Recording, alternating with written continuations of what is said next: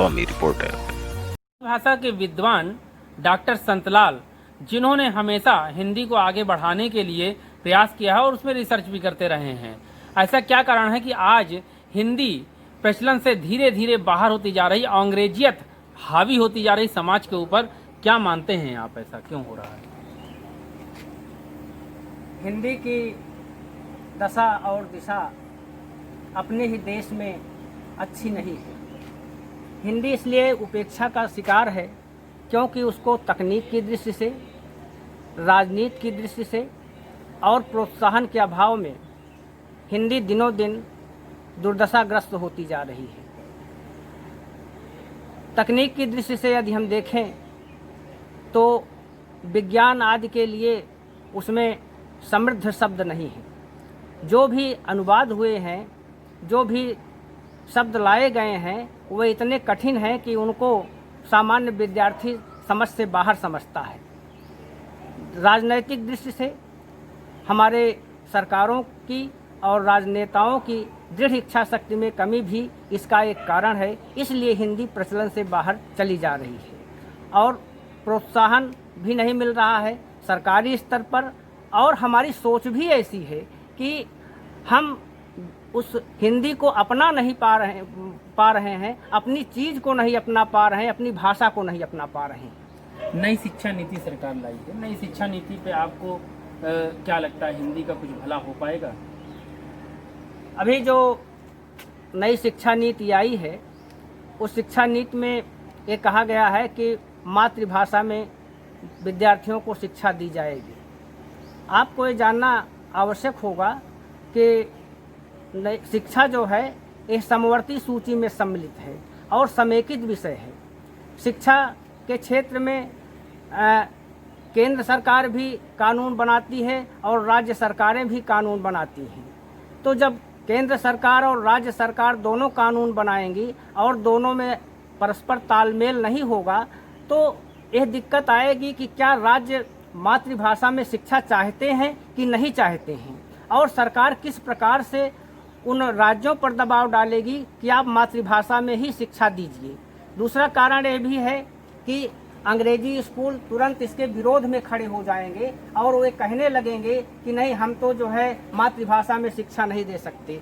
जिन राज्यों की मातृभाषा हिंदी नहीं है, तेलुगु है, तमिल है, कन्नड़ है, बांग्ला है, वे भी ये चाहेंगे कि उनकी जो शिक्षा हो विद्यार्थियों की, वो शिक्षा मातृभाषा में न हो करके अंग्रेजी में ही हो, और सरकार इस पर कोई दबाव नहीं बना पाएगी क्योंकि अंग्रेजी पढ़ाने वाले जो विद्यालय हैं वे सब विरोध में खड़े हो जाएंगे और ये कहेंगे कि ये संभव नहीं है। अच्छा, एक चीज़ देखा गया है कि ऐसे तो हम लोग हिंदी बोलते हैं, प्रचलन में हिंदी है, लेकिन ऑफिशियली जो काम होते हैं उसमें हिंदी का उपयोग नहीं होता है। आपकी बात बिल्कुल ठीक है।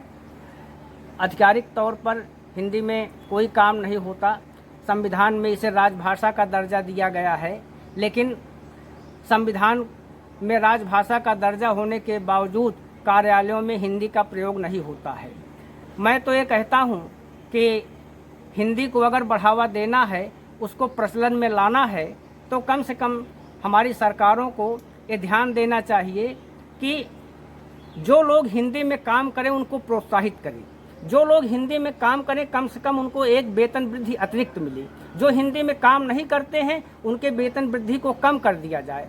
जो लोग हिंदी को बढ़ावा देते हैं उनको प्रमोशन आदि में उनको वरिष्ठता क्रम में रखा जाए। इस प्रकार से हिंदी को प्रचलन में लाया जा सकता है। कार्यालयी रूप में भी हिंदी जो है आगे बढ़ सकती है।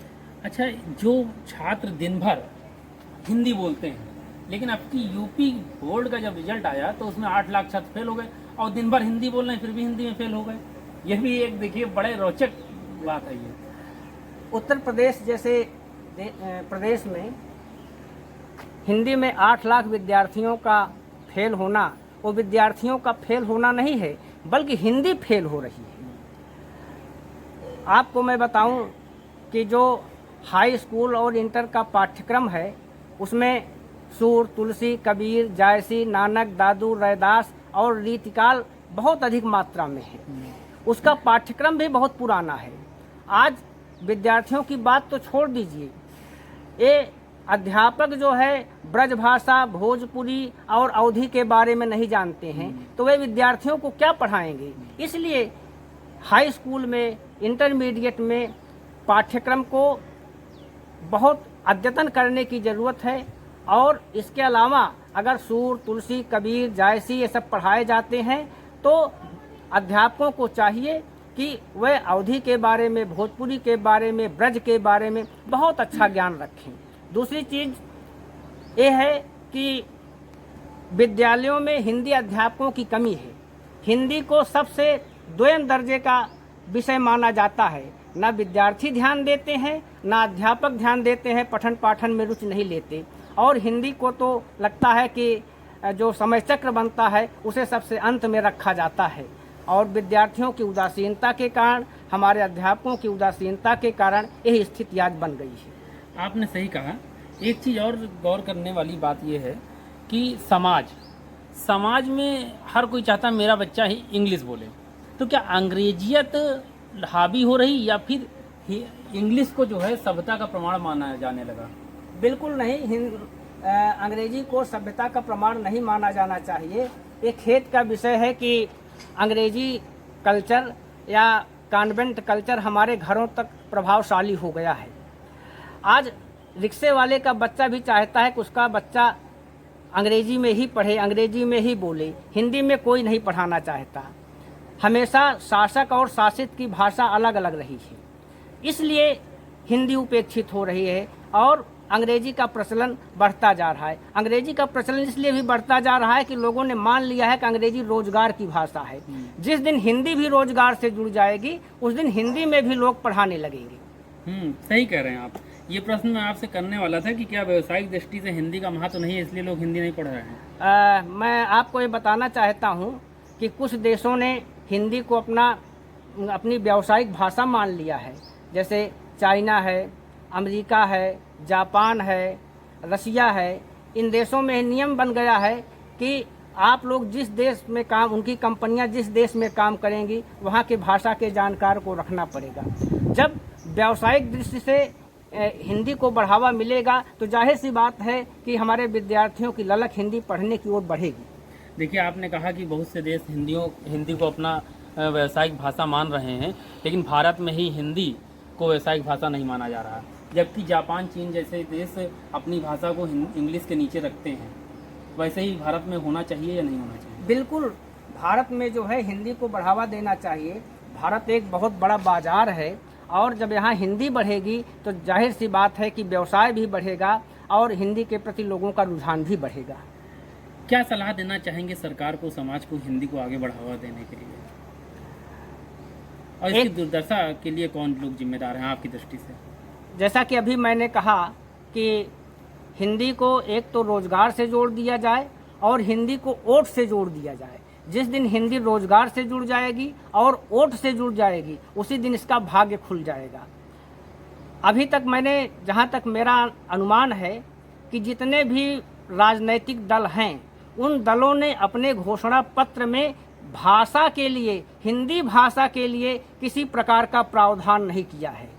हमारे मतदाताओं को चाहिए कि जो राजनैतिक दल हिंदी भाषा को बढ़ावा देने की बात करे, जो राजनैतिक दल हिंदी भाषा को अपने घोषणा पत्र में सम्मिलित करे और उस पर आगे चल कर के अमल करने की बात करे, कम से कम उसको अच्छे से मतदान करना चाहिए।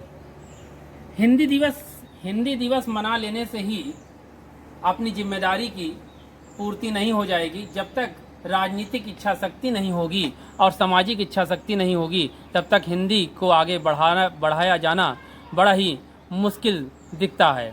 हम फिर आगे मिलेंगे किसी नई स्टोरी के साथ अपने सहयोगी नीरज के साथ। नमस्कार। ये है कौमी रिपोर्टर।